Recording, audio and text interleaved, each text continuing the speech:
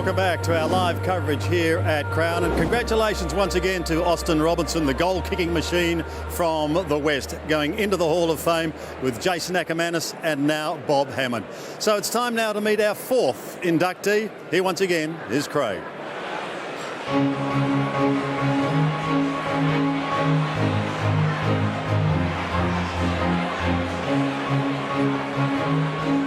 Ladies and gentlemen, if I could ask those standing, if you would be so kind as to resumeth thy seats. We've met the first of our three inductees earlier tonight, Jason Ackermanis, Bob Hammond and Austin Robertson. So as we welcome you back to the Australian Football Hall of Fame, it's time to meet our next inductee. And the crowd love him, the man whose heart and soul lives in this club.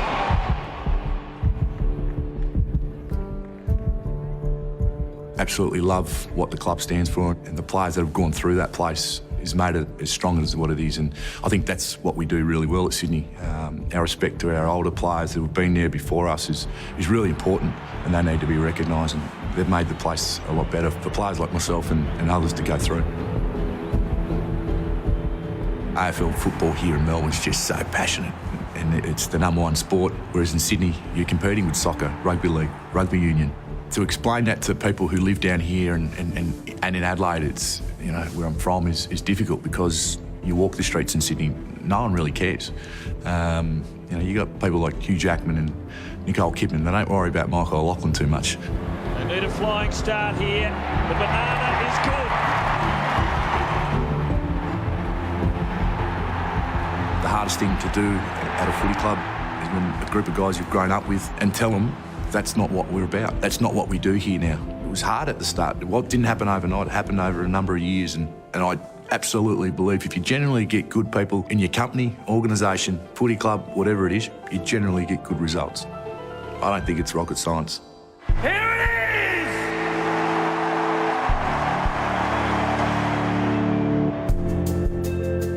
is! Everybody says this, if you played in one, it's such a relief after that grand final. Leo Barry taking that amazing mark. I couldn't kick straight to save myself that day, but it was just the best day in my footballing life. Taking that grand final win back to our fans, South Melbourne and the Swans, and seeing our fans crying. You know, that will stay with me forever, and I think that's what this footy club means to me. Swans have done it again. They have won a magnificent victory on hostile territory. Our rivalry against West Coast was, I mean, everybody knows it. They were just, I think there were 7 games decided by 10 points or less. O'Loughlin has got it. He's goal. The Swans are back in front. Michael O'Loughlin puts the ball through. What a game. And then exchanged pleasantries with a few of the locals. When we finally kicked that goal and just going up to it and yelling in front of those guys, the cheer squad, I think he got a surprise more than any. I think he put his flag out, and the next time he looked up, there was this big, scary black man right in front of his face. Pollock over the top, spills to O'Loughlin, slips the Thornton tackle and snaps a very clever goal. Second greatest goal scorer, 517, would be a dream start, and he kicks the opening goal inside the first minute. There are a lot of people who, when I was drafted, thought I probably wouldn't play league football, and I'd be at Sydney for a year or two and probably come back with my tail between the legs, but I wanted to prove a lot of people wrong. Ball wins it, O'Loughlin. He'll go all the way here. Rips it out of the middle. 46 metres. He's only got to be straight. And he is. Will he mark? Will it? No, it won't. It was O'Loughlin who got back. He's still going to get a chance. Michael O'Loughlin. Sir Michael of the clock. Third goal to O'Loughlin. I think talent gets you so far. You know, we're all born, but that's not earned. That's what your mum and your dad gave you. It's your DNA. It's what you do with it that counts.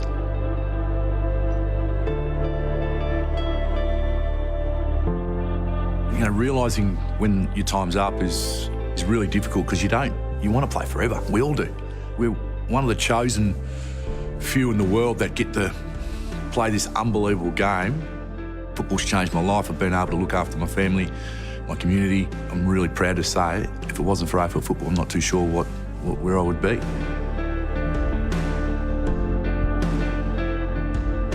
When we get egos, you know, we expect things but all we're doing is passing through the place. So treat it with the respect it deserves, make the most of your opportunity, don't take it for granted, and the footy club owes nobody anything. Sitting next to these champions of our game, the best game in the world, means a hell of a lot. So I'm really honoured, humbled, and absolutely rapt to be a part of the Hall of Fame.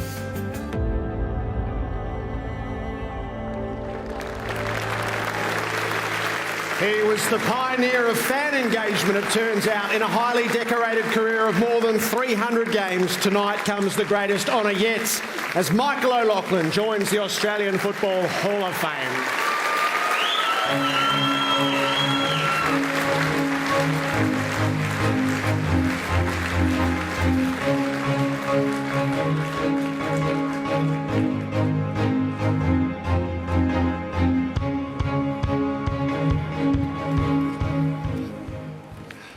Nadlu, Wiradjuri, Kulin, Maya, Matriyanaka, Kana, Mayara, Naya Korna, Mayarana, Naya, Nari, Michael O'Loughlin. Ladies and gentlemen, we acknowledge the Wiradjuri people from the Kulin Nation. On behalf of the Kana Nation, I say, ladies and gentlemen, my name is Michael O'Loughlin and I'm humbled to be here.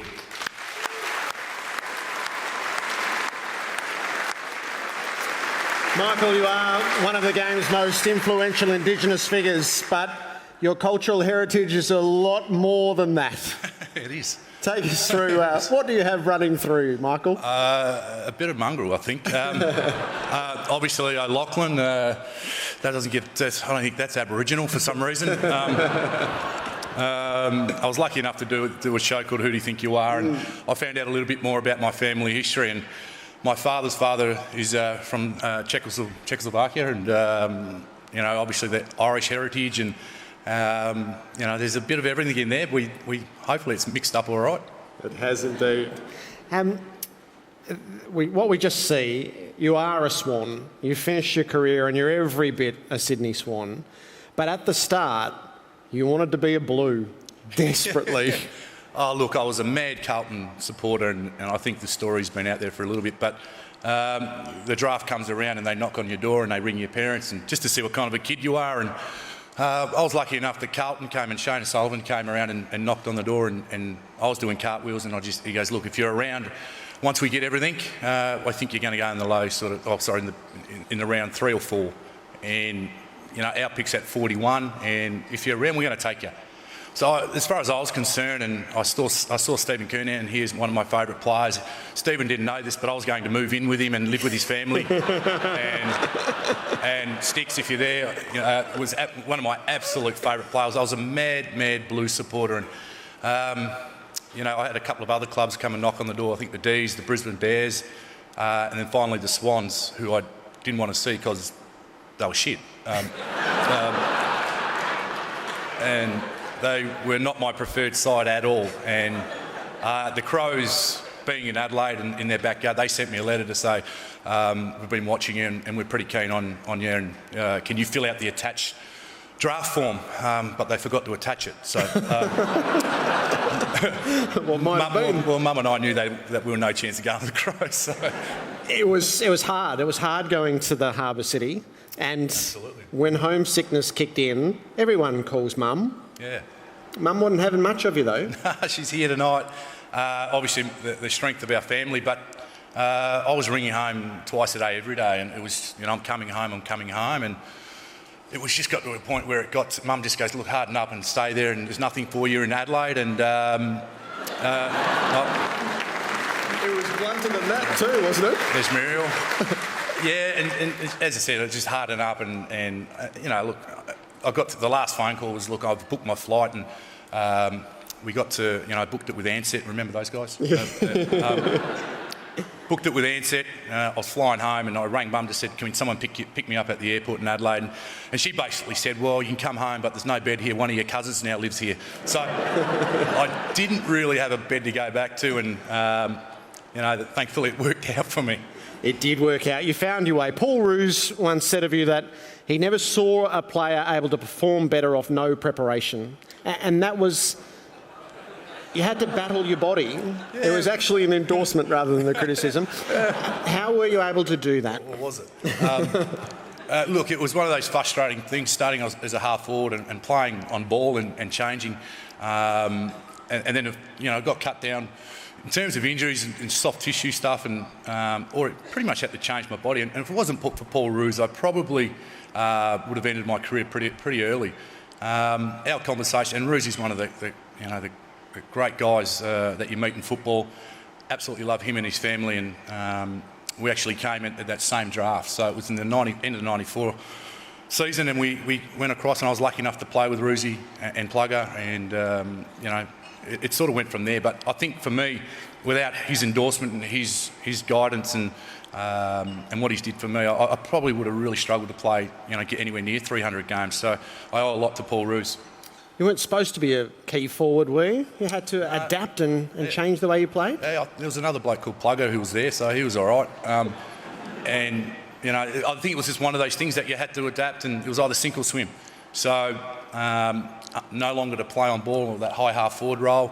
So changed the body type and changed the way you went about things, and really proud to be able to play through those injuries. There were times where you're sort of thinking, throughout the course of the week, you don't see your teammates till probably that Thursday night at training, and we'd do 8 drills, and I would do 5 of them, and Roosie would kick me off the track, and it's really frustrating because I'm one of those guys who love being around the players. I love the locker room. I don't miss playing. I miss the locker room, and that was very, very frustrating. So turning myself into a different type of player, and then was able to sort of finish my career playing in that permanent forward. And we had some really good players down there, and I think being able to sort of hold your own down there was important to me to be able to contribute. Seemed like you produced your best at the moments that it mattered most. Is in big games you're always a key figure. Was that part of your psyche? I don't think so. It was just a matter of our preparation was first class, and that was drummed into me pretty early by Rodney Eade. And I get along with Rocket. He was a great coach for me at that time in Sydney. So preparation was an absolute key. I had no idea, no concept of it when I first got there, but the routine didn't change for about 14 years. Everything was the same, and it got to the stage where Mum wouldn't visit me because it was boring, and she wanted to come into the game and then fly home that same day. So. But that was the sacrifice you had to make, and there's a lot of people in this room who've done the same thing, and to get the best out of yourself. And I think I mentioned about talent taking you so far, and you've got it. The rest is up to blood, sweat, and tears, pretty much. Did you ever come across that West Coast fan again? I saw him at the airport once, and he had a stack of that photo. I didn't make any money yet, but a mate of mine was on eBay, and there was about 100 of them signed from me. So I didn't see anything. And look, it was just one of those things. The rivalry between West Coast and Sydney at that stage was huge. They were great games. I think it was 10 games decided by 7 points or the other way around. And playing at Subiaco and everybody, guys who've played there in a final to finally win it there, it's huge. I think the security guard walked me back to the bus, and there was old ladies calling me every name under the sun. And it was something out of a rock concert where they rocked the bus, and it was. Don't go out tonight, O'Loughlin, you're dead. So there's a few of us stayed back in the hotel and played some poker. When you think across your journey and what football was able to give you, what was the biggest gift that footy gave you, Michael? I think the way it's changed my life, my family's life. I think that's probably the biggest thing. You play football, we love it. I'd do anything for my family. Being up here is a really special moment, not just for me, but for them, for the sacrifices they've made. And I would say that, and playing in a premiership sits right alongside that. And some of my premiership brothers are here, and that's what you play footy for. But I think those two, helping my community, my family, and obviously winning a premiership for the Mighty Bloods. We have a rich history, our club. We've almost been extinct a number of times without the help of some people, some significant people. And I had no idea about the history of the Swans and South Melbourne when I got there. As I said, I was a mad blues man, and I was living with sticks. And to be able to get there and represent our club with I've always tried to play with that passion and pride, representing the players that have gone before me, the hard yards that they've done. So, that's what I'm eternally grateful for the Swans to give me that chance. And legacy is measured in many ways. I wonder about your guiding hand on a young, shy man who comes to the Swans and grows into a leader. And Adam Goodes is sitting down on your table, and you've had a guiding hand across his life and I suspect the early stages of his career. Is that a source of pride to you? Oh, look, I'm absolutely wrapped with the man Adam's become. An outstanding role model leader. Just one of my, my best mate. Absolutely love the guy and appreciate him being here, playing on the weekend. No, Adam would have got there without me. He's articulate, he's smart, he's got a great work ethic, and the stuff that he needed to learn when he first got there, as I did, as everybody does. But it was a guiding hand. Look, he'd always make it. He's just one of the best, the all-time great, and really proud to call him a mate. And he would be there without me. I reckon he was lucky to have you. Maybe a thank you or two as you finish, Michael. Thank you. Thank you. I think just our football clubs, as we grow and try to become a great player. I've spent a bit of time at the mighty Central Districts Footy Club, 1 or 2 years there, and I first had a kick with the Elizabeth Football Club. But I did most of my football, schooling at the Salisbury North Football Club. An amazing place to grow up, big Indigenous population, some great players have come from there, Gavin Wanganeen, Troy Shane Bond, and my brother Ricky O'Loughlin, who's here tonight. My coaches in the junior grades, the hard work and the sacrifice you do it, especially with myself now running the Swans Academy, the hard work that we put in with our junior players to make them become better football players, but even better people. It's really, really important. My AFL coach is Ron Barassi, who's here, who's been an inspiration to not only myself but everybody in this room. Rodney Eade for showing me how to be professional, and Ruzi for that belief and friendship. 3 great coaches.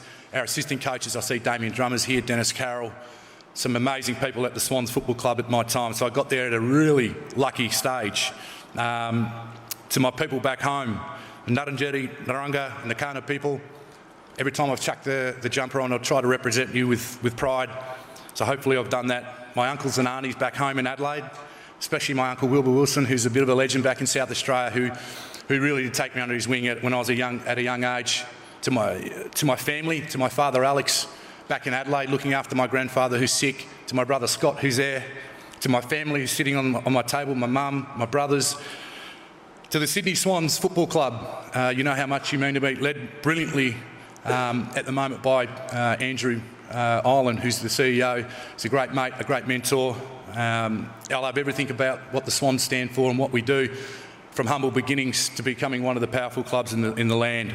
To my teammates, I guess we don't stand up here without you. My premiership teammates, I can't wait to spend the 10-year anniversary this year. I think we hired out 4X Island, so that should be interesting. Barry, we'll have to put a muzzle on you. But my teammates mean so much to me. As I mentioned before, I don't miss playing. I miss the locker room, and that's really the place for me where I spent growing up learning from the great Paul Kelly, from Tony Lockett, Paul Roos, Mark Bays, Derek Kickett, Darren Creswell, Andrew Dunkley, the great players who have been through those hard yards, who taught us young guys what it took to make it at the elite level. I'm eternally grateful. And finally, to my partner Emma and our beautiful kids, James, Tara and Lenny, I would not be up here without you. I love you so much. Thank you.